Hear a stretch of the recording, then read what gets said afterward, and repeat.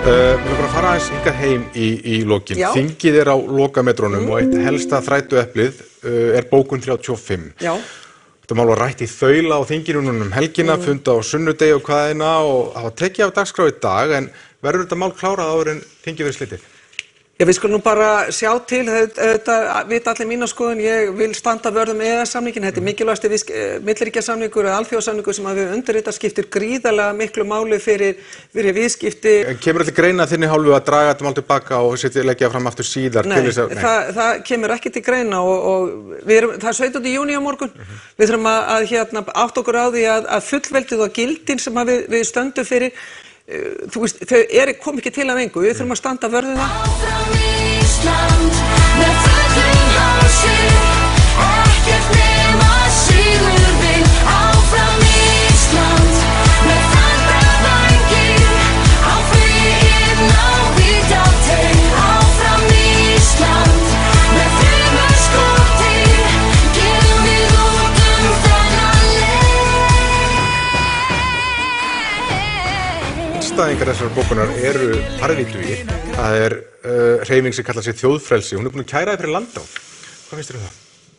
Já, ég vissi ekki fyrst hvort ég ætti að hlæja að gráta, en ég tek þessu alvarlega. Þetta vont fyrir okkur að fá nákvæmlega þessa umræðu, mér sitt að vera, og það náttúrulega fráleitt að kæra ráðherra fyrir Landráð einfaldlega fyrir það að leggja fram frumvarp sem við þurfum að gera. Við þurfum að tryggja fullveldið, sjálfsákvörðunarrétt okkar, en þetta sá réttur og svo skylda og svo ábyrgð sem ég ber sem ráðherra í ríkisstjórn Íslands.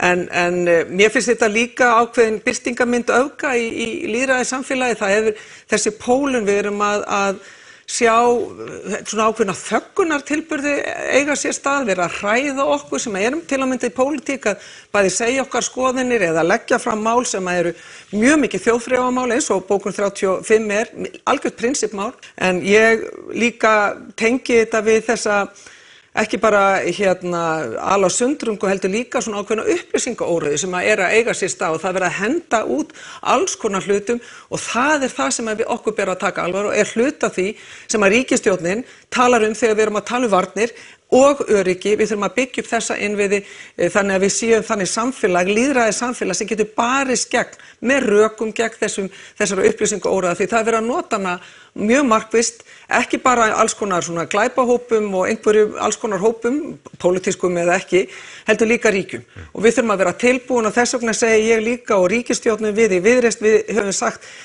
við erum ekki hrædd við þetta ástand en við ætlum að vera tilbúin og til þess þurfum við að byggja upp okkar innviði hér á Íslandi, halda utan til dæmis lögregluna, netöryggisþjónustuna sem að sest í sér og fleiri þætti. Við þurfum að vera vakandi og það það sem við í ríkisstjórninni Viðreisn ásamt hinum stjórnarflokkunum, við erum búin að setja okkar augu á þann bolta og ætlum að fara alla leið með það. Sem við þurfum að gera, við þurfum að tryggja fullveldið, sjálfsákvörðunarrétt okkar.